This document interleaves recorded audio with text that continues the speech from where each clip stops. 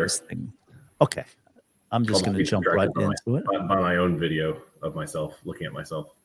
So StreamYard is interesting. You can toggle the little video screen so that you're not looking over to the side. You can move my head more in front of you, so that when you, so your eyeballs aren't looking crooked.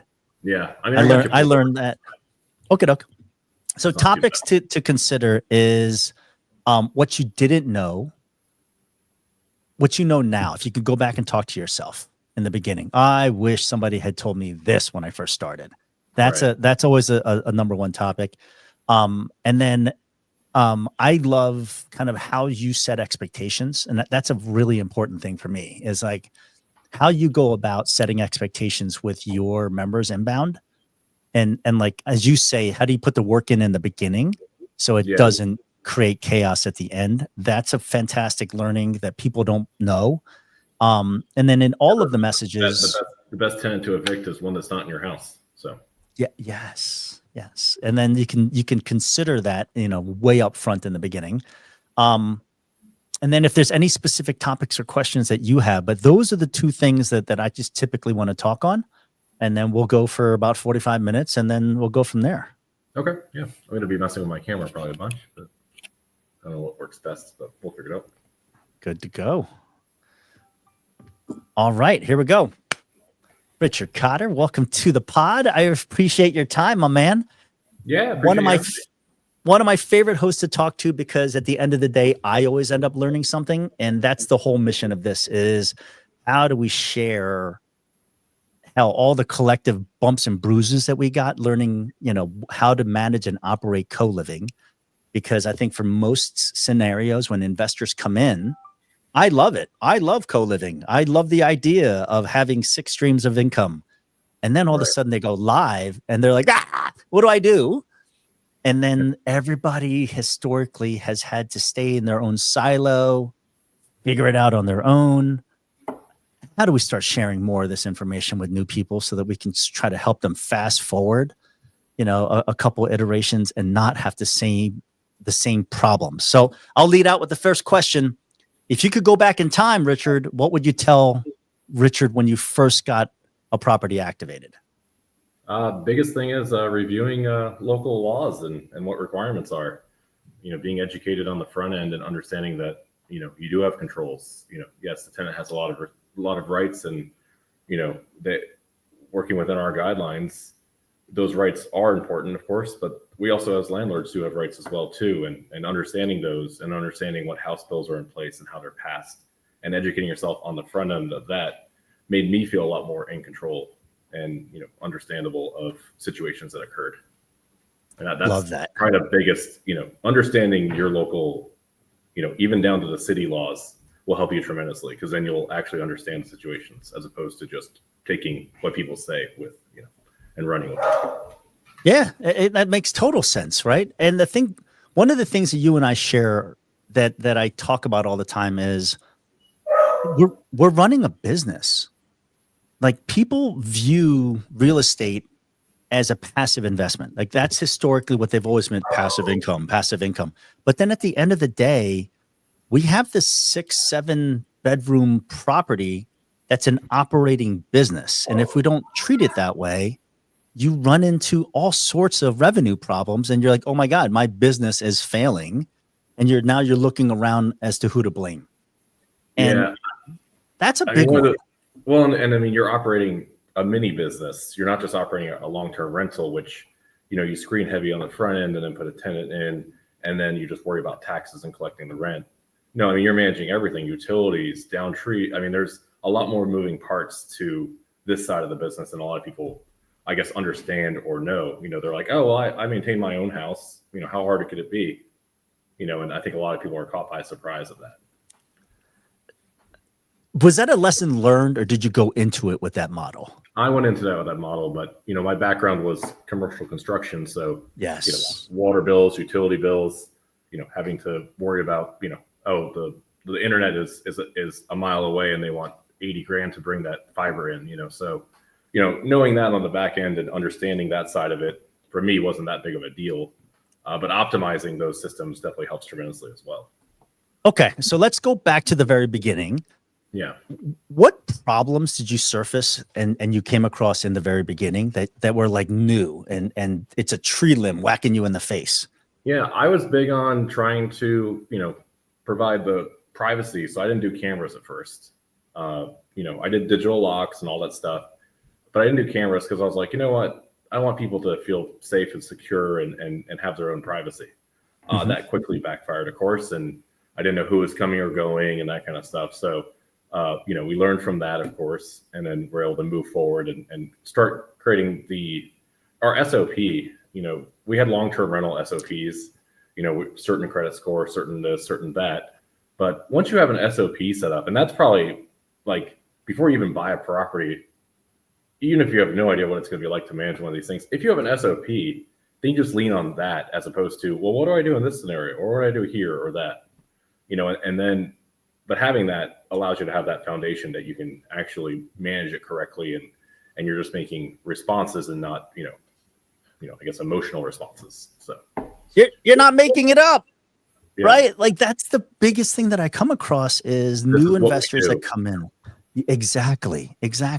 And you and I talk about this and again, I just keep coming back to like I just enjoy your input in conversations because at the end of the day, I just want to help educate hosts around what the hell we're doing. And the things that they bring with them, these assumptions. Well, PadSplit handles that. Time out. Like this is your $300,000 investment. Right. This is your dollars on the line. We are just a tool, right? And it's just one of many tools. We happen to be the 800-pound gorilla in co-living right now as a platform, but we don't do everything. And the things we do, they're limited. They're inside the box that we do, but we do it relatively well if you leverage it correctly. So as your view, what value do you get from PadSplit? I mean, the big thing is obviously marketing side. I'm in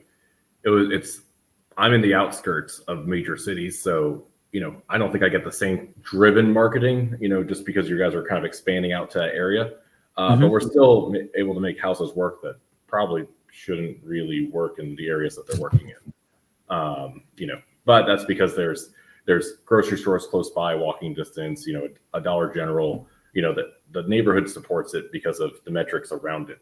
But it being close to a city and the standard, this is a co-living property, it wouldn't make sense. But because of the metrics around it, it does work. So, got it. Did you intentionally choose that area? No, that was we bought the property, intended on making a long-term rental, and then started talking with other investors about what they were doing for a little while, and then wrapped our heads around, okay, well, maybe we could do it here and give it a shot. So, okay. And was the ramp up time long, or like inside of? Are you saying from like the rehab activation activation to fill, like the rehab and all that stuff? I think that we're very the same as a fix and flipper, right? Yeah, like if you're not looking at it that way, I'm talking about the operating business once you got on. Yeah. So that one, once we made the decision, got it listed, got photos. I mean, I think we were fielding. It was probably about less than a week to get 1 or 2 bookings.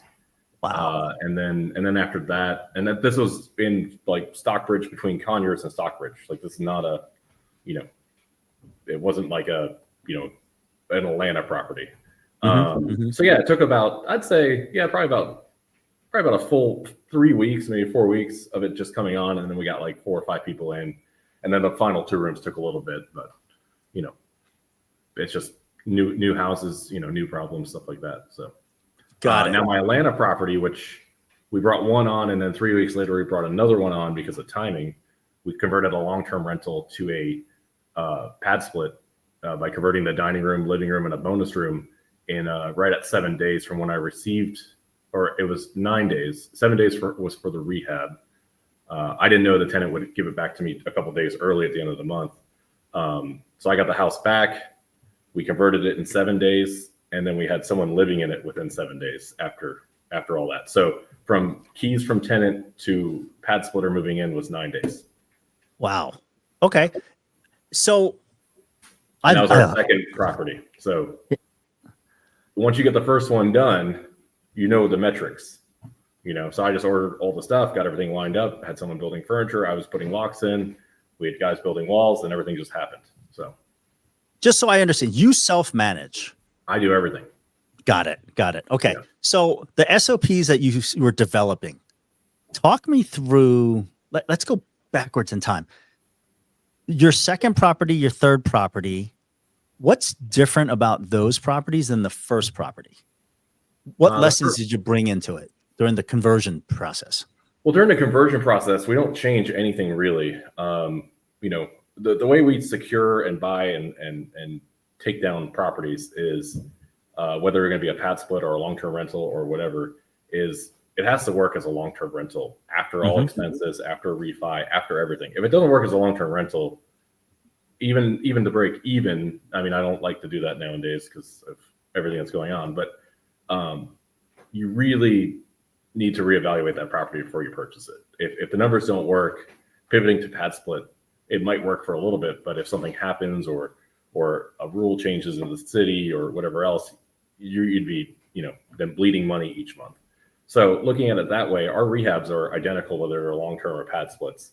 The only thing I really change is I might, put an extra cabinet or two in, or things that are all movable and changeable, even down to our lighting layout and recessed can lights. We do everything so that we can pivot back and forth as needed. So I could probably convert a pad split property back to a long-term rental in an afternoon. Right. Take out the walls, do some touch-up paint, and we're out of there.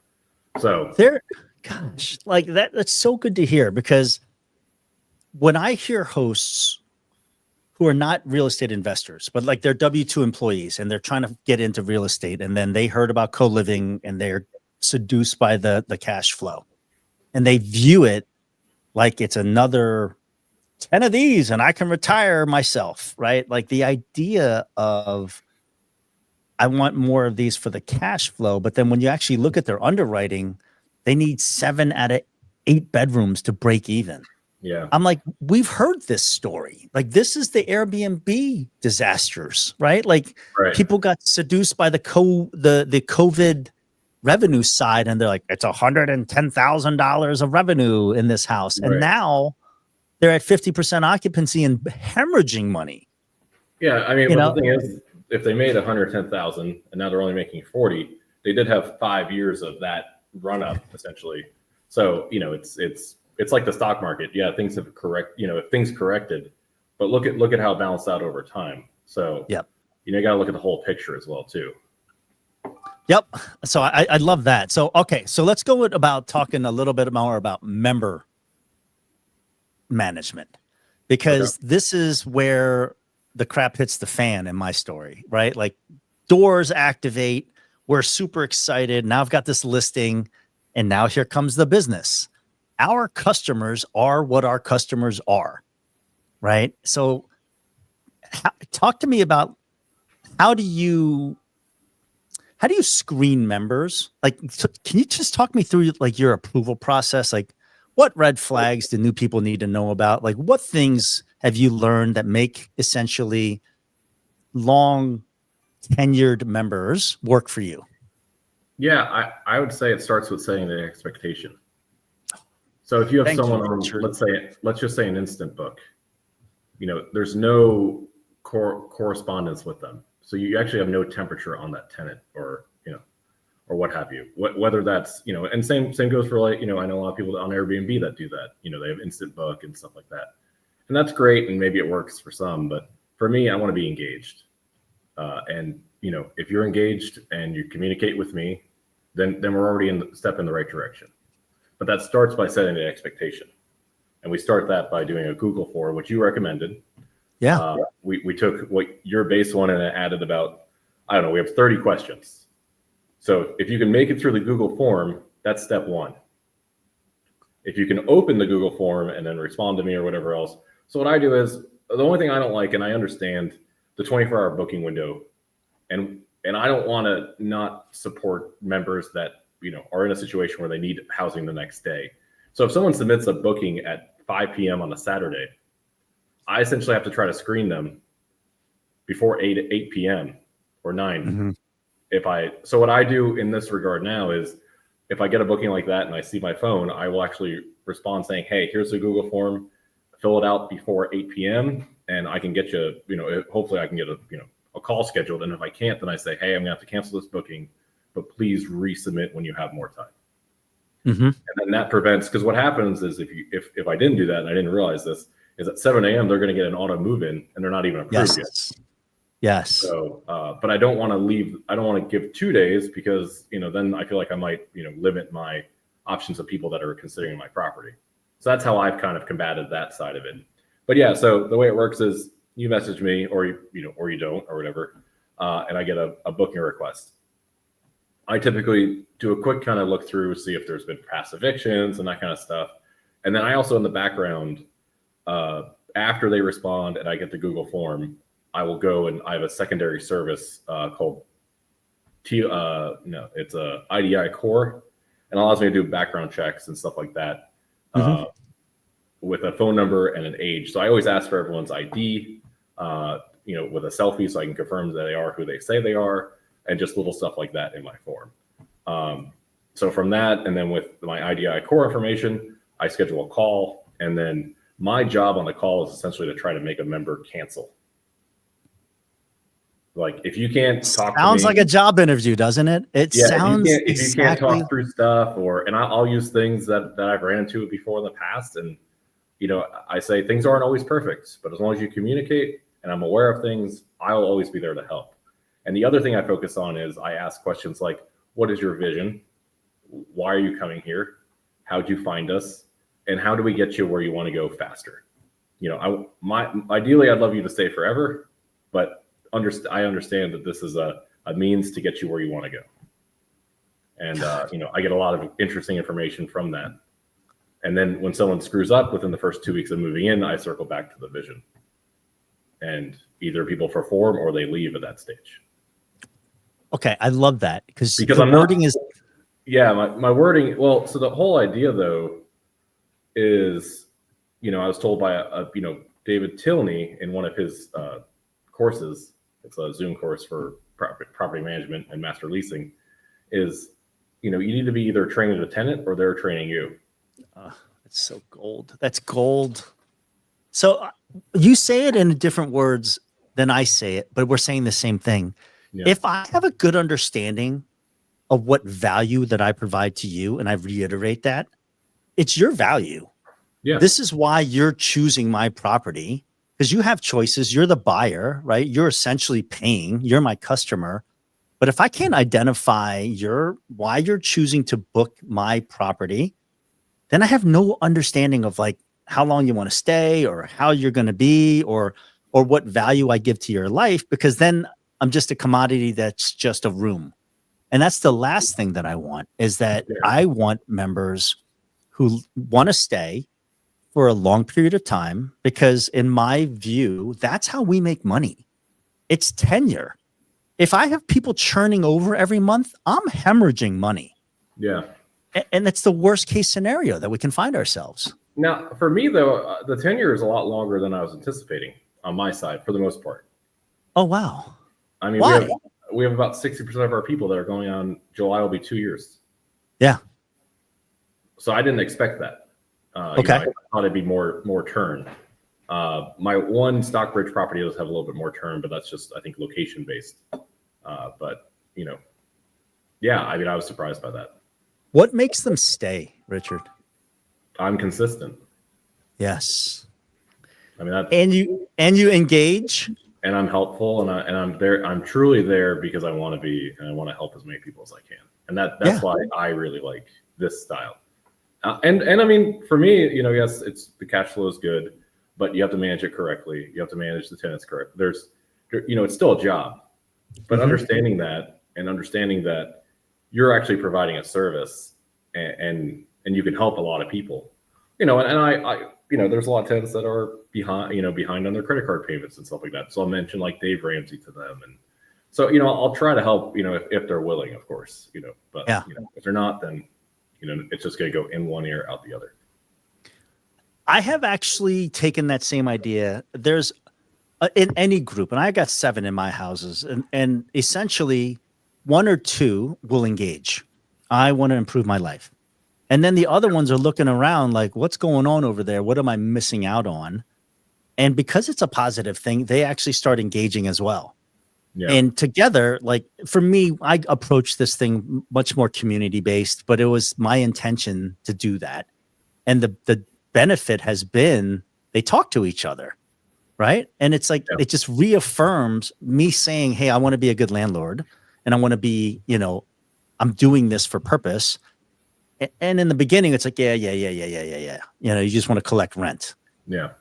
And then the reality of it is like, oh, Jesus, like this guy does want to provide help. And very few people in any situation that they've ever been on from a landlord perspective helps. They just collect rent. Yeah.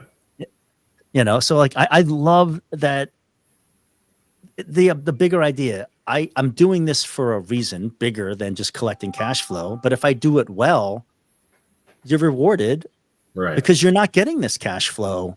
Yeah, but then then you have less headaches too. So yes, I mean that's I get a lot of I don't get a ton of calls, but I get a few landlords that call me and they're like, oh, I'm having this problem. I'm like, when was the last time you were at the house? Oh, I don't know. Okay, well, maybe try to get out there every 30 days and talk to people. Right. I mean that's the other thing too is I meet everyone that moves in usually within the first 2 weeks. Yep. So they know who I am and I'm here to help and let me know if they have any questions or problems.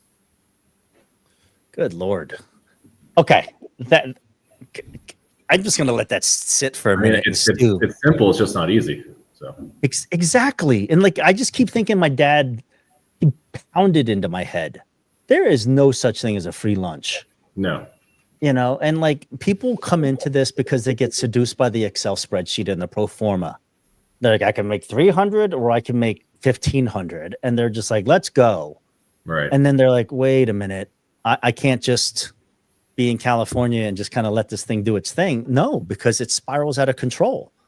Yeah. And then you've got to. From my side, though, it'd be very hard to get a property manager to do what I do. Mm-hmm. Mm-hmm.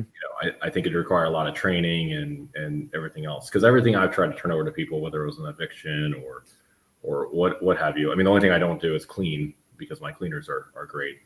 And, I train them as well. So, you can't just set and forget things. You have to make sure that things are being done, the way you want it to be done and the way your vision is and the way you want it.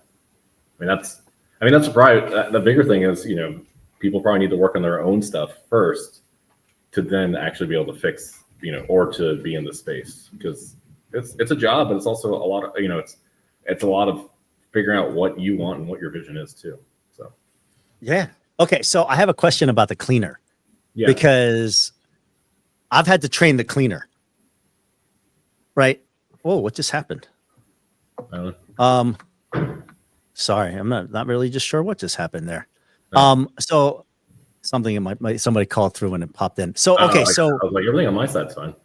Yeah. So the thing that I'm curious about is one of the things that we face a lot is if somebody has a portfolio, the photo that's actually on the listing, it's like your Tinder profile. I always joke like this is your Tinder profile. So what happens when the room is reset? Does the cleaner know what the room is supposed to look like? No, and I always, whenever I do the screening call, I say, sometimes people move furniture around. And sometimes, I might move one piece of furniture to another room. So I say, the room might look a little different, but nothing's changed in it. The previous tenant probably just moved furniture around. And I haven't gotten any flack or feedback because usually there's more stuff in there than there's shown. So, under promise, over deliver. So. Yeah, and the fact that you're talking to them, Richard, like I cannot get over how simple a statement that is. And it goes back to it's not but hard. 20 minutes could lead to a 2-year stay. Yes. God, I talked. It also confirms you have the right phone number, that you're talking to the person. Yeah. I have I'm surrounded by a bunch of, old landlords that are very smart and have been in it a very long time. And the stuff they do is even crazy. Like, one guy does, he'll be in the area of where they used to live and say, hey, I'm going to pop over, so we can get this lease signed up. Oh, do you mind if we sit at the kitchen table? Oh, can I get some water? And Yeah. so he's in their current rental. He wants to see where they lived before. I've heard that. I love that. Right. So I can't quite do that at this level. We've looked at trying to get maybe into like, hey, can you use WhatsApp and show me your current living space or whatever, and use that as a requirement. But the additional screening we're doing now is definitely helping tremendously, mitigate issues and stuff like that. So we still have some headaches, but people are still going to be peopling. So okay, let's dig into that real quick. Approvals. What's a red flag? No. So I will consider. So I mean, we blatantly say no. Like our SOP is no evictions. And what we have in our form is, have you been filed bankruptcy, or has an eviction been filed? Not recorded, filed. And you would not believe how many people say yes, and it never actually went through, never was approved. So by asking that question, I get information on what happened and what went down and why it happened. Yeah. And then I can make, a better understanding of that person. And was this 5 years ago or was it yesterday? Right. So, yeah, I think, where was I going with this? Evictions. What do you say no to? Oh, no. Yeah. So no evictions. The one thing I really wish we had, and I know it's really hard for you guys, would be some idea of what debt the tenant owes. Because if we understood, we see their payment amount that they're approved for, but if their debt payoff is 3/3 of their check, that it's a ticking time bomb that's just going to stack. So yeah, that's the one thing I wish we, I don't even care about a credit score. I just want to know, all right, are we talking they're late every single month? Because that would give us an overall profile of that as well, too, of that tenant. And I don't know if that's even possible or whatever else. I've looked at trying to do, our own like long-term rental, check or whatever, on a tenant. But, with the volume, it's hard, and at $45 a pop, I'm not going to be able to get a tenant to pay for that. So, we haven't really explored that option. So. Got it. So the data internally for us has said, if somebody has an eviction, it's like a 1/10 of a point differential in terms of their performance. And I think that's one of the big hurdles that I had a guy move in that had an eviction, and then he quit paying 2 weeks in, and then God. So, okay. Yeah. So that reaffirms your feel, right? That's what's great about this system. If you understand your local laws, you understand you provide notice and everything else, that you still have control in those situations, even though you feel like you wouldn't. Got it. Because you're in control of your property. That's the biggest takeaway, is that as a landlord or an operator, you need to be in control of your property. Yes. Because if you're not, I think you're going to feel very uncomfortable, and why is this happening and all this. But if you're in control and you understand what will happen and your liability in this scenario and that scenario. And what I encourage everyone to do is go to landlord court or magistrate court, where they actually do this stuff. So you can see, okay, so someone's behind, this is what happens. Oh, they give them 2. So you can understand how the process works. I went for a day and I learned, it was free, and I learned more than I can even use. So. Oh, that's an amazing tip. I've never considered, and I'm a junkie for give me free education. Yeah. Like YouTube was created for somebody like me. Court cases too that you can watch as well. But yeah. When you get person to your county, you'll understand how your judges work. Exactly. Okay. So let's speak about this, because when I think of you, I think of getting a tenant out of a room. Like that's just the tag I put on you. Like, nobody is more efficient in understanding A, the controls, and B, you're not powerless. And yet the feel that I get a lot of hosts is like, I can't get him out of the room. And then I'm like, have you spoken to Richard? And like, that's what, like, I want to put your voice to it, is like, well, I'll the first case I had, I was busy and I hired a victim for me, per PadSplit's recommendation. And, I was told that, they'd handled everything. They're in control. So I was like, all right, great, good. I'll pay $150. We'll get the process rolling, and then, we'll see what happens, or whatever. Well, I don't know, somewhere in that realm of cost. And, the tenant kind of was getting worse. She had a guest, and then she was turning power off and then smoking in the house. And just like she chased away one new tenant, because they couldn't stand smoke. And then everyone else was like, you got to do something about this. And I said, well, I'm working through it. My hands are kind of tied. So I don't remember the exact timeline. I can look it up and send you the details. But I know they filed. I released them to do the work. They served it. And then I think it was 4 days after they served it, I was like, I'm tired of this. They're driving me crazy. I'm going to go talk to her, because the tenant that was the problem was in the master, and I think she was trying to deactivate the cameras, which still recorded stuff because their battery, and then so that didn't do anything. So yeah, I think it was like she was served, and then the week went past where she could respond, and she didn't respond. So I went, like, I think she was served on a Saturday, and I think I went the following, like, Wednesday to the house, because I was like, all right, this is getting ridiculous. Her plan was to move out on the 21st of December, and then it moved to the 30th, and then it moved to, I don't know. So at that stage, I went to the house to go talk to her, and I said, hey, so we were going to move out on the 21st, right? That's what you said. And then you said the 30th, and now you're telling me it's going to be the 1st. When are we moving? Like we can't keep doing this. I'm tired. You're tired. Like we got to get you out. Like we got to get you on your road. She's like, okay, well, I'm waiting on the apartment. They said I should be approved by Saturday, or to move in Saturday. I said, all right, great. Saturday, move out time, 9 a.m. That's when you're moving. Here's this agreement that you understand that if you don't move out, and this is my first one I did like this, if you don't move out, that 7.2 of the lease agreement will kick into place. And the amount owed right now is this much, and it's going to balloon to this much if you don't move out by Saturday. So she said, okay. She signed it, took a photo, and gave her the copy. I don't even think I gave her the copy. I said, no, I'm going to keep it. Came back Thursday and said, hey, I'm here just checking on how the moving's going and all that stuff.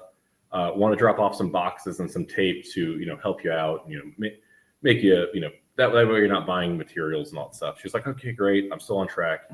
Friday goes by. Saturday morning, I show up at 8:45, knock on the door, say, all right, 9 o'clock. Gotta be out. We're 7.2 kicks in at 9. I can't. I'm too tired. I'm like, all right, great. I'm gonna order you an Uber XL. Where's it going? Oh no, my mom's just running behind. I'm like, all right, well, let's get mom on the phone. She was out at 10:45. Yeah. If I didn't show up at 8:45, she'd still be. It would have been February. Exactly. And this is and a victim for me said, don't get involved because you're gonna cause a mess. And I took it from Wednesday to her leaving at noon on Saturday. Yep. And that's when I understood that the tenant is not in control. And I worked all within their rights. I didn't forcefully push myself into the room. I did everything that I went into communal spaces of the house. I did show up unannounced, but that's what I always do. I tell everyone that. My cleaner shows up unannounced. The only time maintenance people are scheduled, and I tell them what's going to happen. But, I show up unannounced. That's just, it's your house. You need to be in control of it. Yeah. And once the tenants realize that, they respect you and they appreciate you. Yeah. This is the part that people don't understand. It's not the person you're evicting. It's the other 5 people in the house that you're protecting. Exactly. Yeah. And then it literally, like, people are like, hey, if somebody doesn't pay, doesn't it become like a cancer? No, not if you get rid of the person that doesn't pay. I said the same thing too. I said, well, if one person realizes they can't pay, then realistically everyone else will probably do the same. But I'm like, well, no, because they care about their credit. They want to be able to stay. They might get behind and be like, oh, I could, but no, if you stick, and that goes back to being consistent. I can't tell you how many people I talk to that are like, oh, I need to serve. And I said, all right, how far behind are they? Oh, they're like, they owe me like $3,000. I'm like, but they can only carry a $300 balance. Yeah. Well, they're only paying $165, and then the late fee stacks. And I'm like, well, then tell them to leave. Yeah. Like exactly. Like the first you will never get that number back. Yeah, the first 4 weeks with the tenant are the most important. I'm on top of them. If they pay late, I said, hey, you missed your rent. Got to pay it today. Well, PadSplit says, no, the requirements are to pay rent on time. Mm-hmm. I don't care. Yeah. And I think that's where so many people, they don't want the confrontation. They don't like the conflict. Yeah, but then this person's going to go to the next house and then move into an apartment and do the same thing. And then eventually they're going to get fully evicted at some point.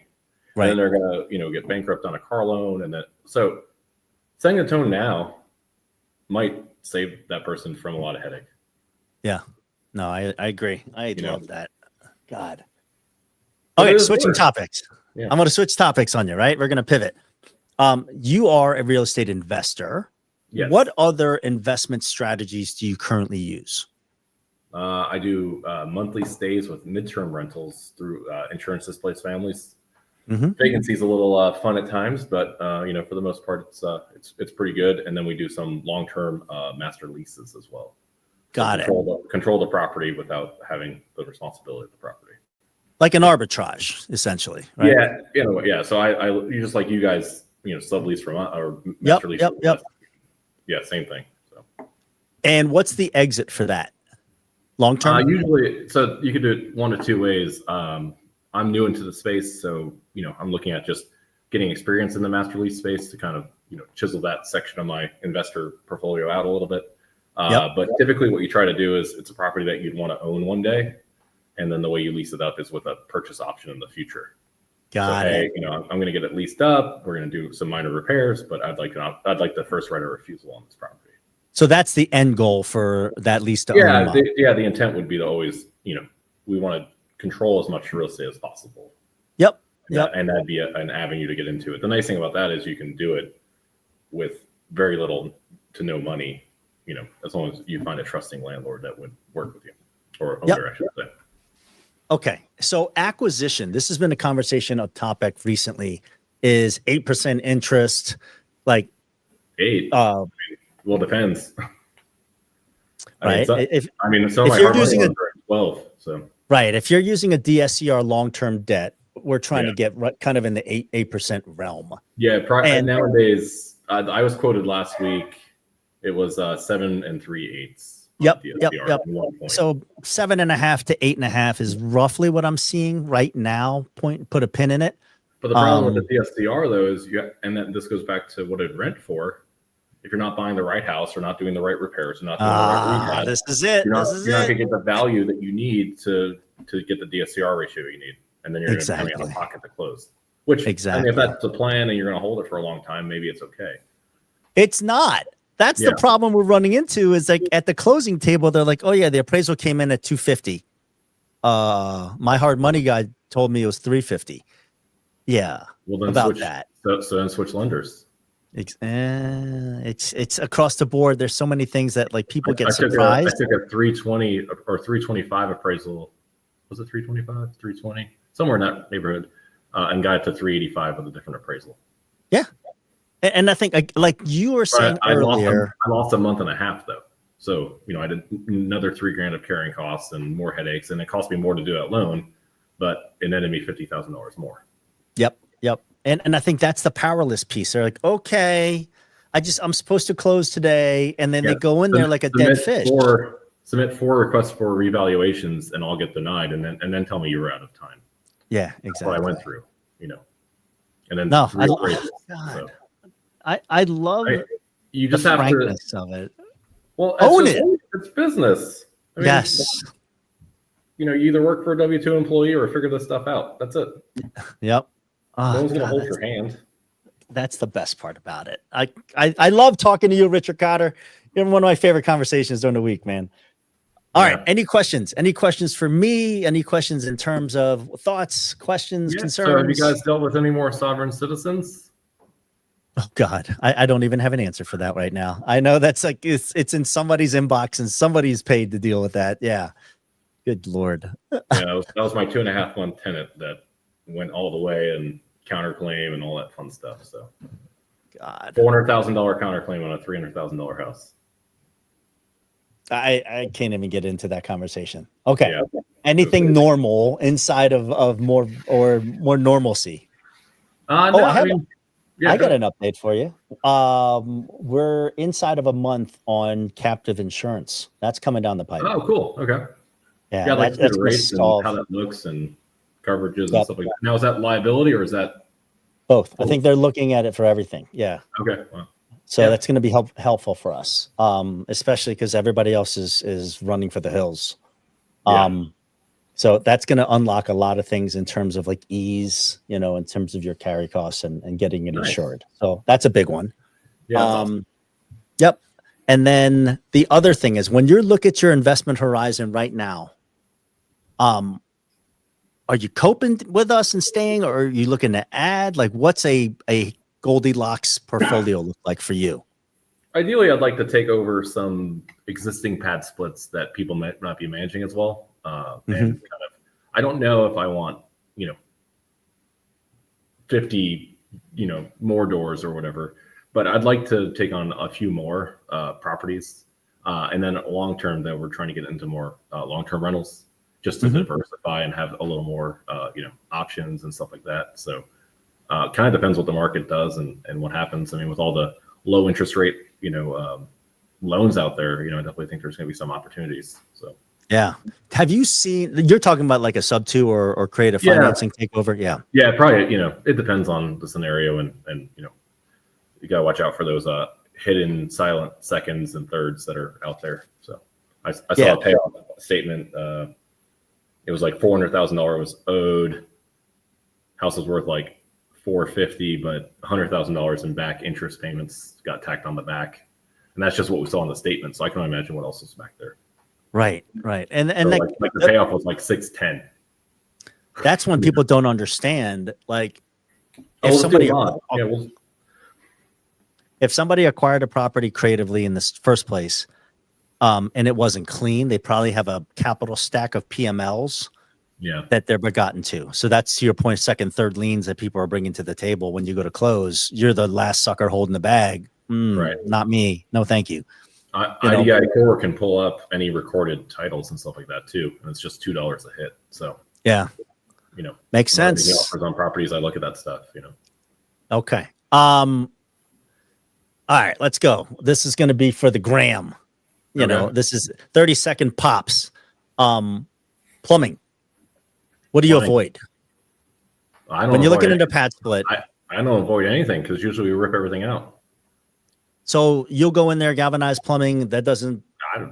You just replace it. Yeah, my plumber takes care of it. Solves all. Got it. Replace it. HVAC. And then we do scope the main line. It's a cheap insurance, and then every time. And then I try to put a clean out wherever I can. The other big thing I do is any crawl space house or any house that doesn't have like easy access to where the shutoff is, it gets probably put in the laundry room in the wall. Yeah. And then the main shutoff to the house is there.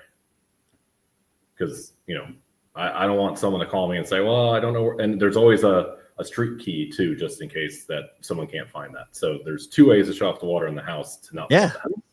Okay. Yeah. Oh, I love that. So there's a product called Floam. I think. Yeah, I have them, but just to be abundantly sure. A manual. Yeah. I like that one. A valve like this, I don't even use. I use a quarter turn. The handle. Yeah. Got it. Okay. So that's plumbing. HVAC. Yeah. What have you learned? Well, this is a big one, man. Yeah, I came from a commercial background, so redoing ductwork and looking at studies and stuff like that is nothing unusual. So a lot of times we'll look at the ductwork and actually rework it prior to blowing in insulation to make airflow better. And I've even put in damper control, not controls, but just like manual controls. So I'm different than the normal kind of. We're just going to put a new unit in and send it kind of guy. I look at it from a whole, like, all right, what makes sense, what doesn't. And sometimes we have to do duct extensions in temporary rooms and stuff like that.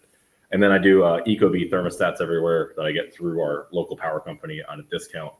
And then remote sensors. And then I track it all on my phone. Got it. So if the system goes down, I get a notification. Well, I don't think I have it set up where I get a notification, but I check it occasionally to see if temperatures have risen and stuff. Because believe it or not, people don't tell you a lot of times. So no, and I'll go back to that in a second. But do you have returns in every room? 90% of the rooms, yeah. Okay, was that intentional? No, just the kind of way it shakes out. If you convert Okay. a living room and a dining room, those usually have returns. Yep. Uh, Yep. I work with a lot of older HVAC guys though, and they look at that stuff and they'll say, "Hey, let's do a little bit of rework here to make this happen." So Yeah, and I think that's the lesson I had to learn and pay for on my own. But a lot of hosts, like, they rely on the GC like they're the God's gift to general contracting because they're just ignorant, right? So yeah, they just go along and say yes. it goes back to control of your property. It starts with the Yeah. acquisition, the management of even the GC. I mean, we're looking at doing new build duplexes, and I'm going to hire a GC. But guess what? I'm probably going to be out there once a week, making sure that things are done the way I want it to be done.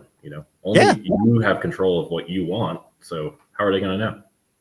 Probably because they have subs out there anyway. Yeah. That too. So yeah, the HVAC. So as a quick clip, minimum tonnage for a house. I'd leave it up to my GC. My HVAC guys. HVAC. Yeah. Usually it's 2.5 to 4 ton, but depends on the size of the house. Yep. We upsized one unit at a property, and I think it costs like an extra $100. Yeah. So, and then you can get the better velocity, but just upsizing the unit isn't going to help if you don't rework the ductwork. So Yep. And then it's the air handler and the ductwork. Yeah. Well, and then like I had a house where you have to vacuum out all the old insulation and then blow in new stuff. A lot of people are just going to throw new stuff on top of that. Yeah. So. Oh, God, you're the best. It's right. always be optimizing. Yes. If you optimize and learn from your past mistakes and learn, we had a property that we spent too much money to rebuild a fireplace, like on the outside. The next one we demoed it. So, we took a $3,000 loss on one property, and then I think I got $100 for the fireplace insert that I scrapped. So always be learning from your past mistakes and how you can do better. What is it? 1% better each day. Yeah. And it's like that, it goes back to all the sports analogies. You're not losing, you're learning. Yeah. Right. And I think that's kind of the conversation that I want to have with the hosts that we work with, is like, if everybody's testing and sharing, everybody elevates. That's the biggest takeaway I had from PadSplit was you can implement things instantly. Yes. I have a 1 in 25 shot currently where someone might not pay rent this week. Oh, let's try this technique. Oh, it worked. Okay, great. I'll make a note. Okay, that didn't work. Okay, well, I got next week to try it again. Yep. Versus just passively strapping yourself into the roller coaster, getting tossed all over the place, and then vomiting at the end and complaining about the ride. Yeah. That's the mentality shift that I think is going to be the evolution over the next couple of years, is operator driven. Because no matter whether we go from 20,000 units to 100,000 units, A, it's going to help because more people organically know about us. But B, the best operators are going to float to the top. They do in every industry. Yeah, I've had PadSplitters move out and then move back in the same day because they moved to a house that was cheaper, and they're like, "This is not terrible. Good." Yeah, exactly. And I had the same thing on my monthly stay houses too, where someone's like, "Oh, this house is great, but they're not responsive. They're not helping. And they're not, And I stayed at your house before, so can I stay again?" So, Yep. So with that in mind, and we're going to finish on this topic, because I think about this all the time. Like, I sit around my fireplace with a beer and I'm like, what now? Yeah. I think brand is going to be relative. Your brand, when somebody looks at your house listing and can identify as an RC home, they know what to expect. And when people give a referral, look for RC homes. Right. He's a good operator. He maintains a great house. You're going to get more value. I have a tenant now that's looking for a place for his sister and fiance and stuff like that. And they're moving to Atlanta from Covington or whatever. And he's like, do you have any houses out that way that you can help me with, or anyone that you could recommend? Exactly. So, exactly. We're getting referrals within our houses because of what we do. And that's, I think you understand that it's bigger than just managing, a few rooms. Yes. Then people can remove themselves from that, mindset essentially. Yep. We're not a commodity. Like, people are pitching it like a commodity. I think the most successful people are pitching brand or building a brand, right? And it's through service, because we are a service company. Well, and I feel like, and maybe there's a shift that's slowly starting to happen, but I feel like, maybe people thought PadSplit was just cheap. And that's why we dealt with some of the people we dealt with. Yep. And that's why I started screening and kind of doing what I did, because I'm like, I'm providing a tremendous value here. And how do I show people that that's what I'm actually doing? Exactly. You know, and then if they want to try, I always phrase it as, you can try your luck with someone else if you wish. You're welcome to go and look at the grass over there, Yeah. you know, and I guarantee in a you week when it's terrible, let me know and you can come back. Exactly. I'm going to end on that. Richard, I appreciate your time. You're the best. You know, hosts are going to see it. I'm going to ask them to reach out and have a contact and call with you if they're freaking out. So hope you don't mind the. Yeah, just always forward progress. If you're trying that, if you're doing that, then you're about 90% ahead of everyone else. So that's awesome. Thank you so much, my man. I'll talk to you soon. Yeah, take care. Thank you. Hit the button.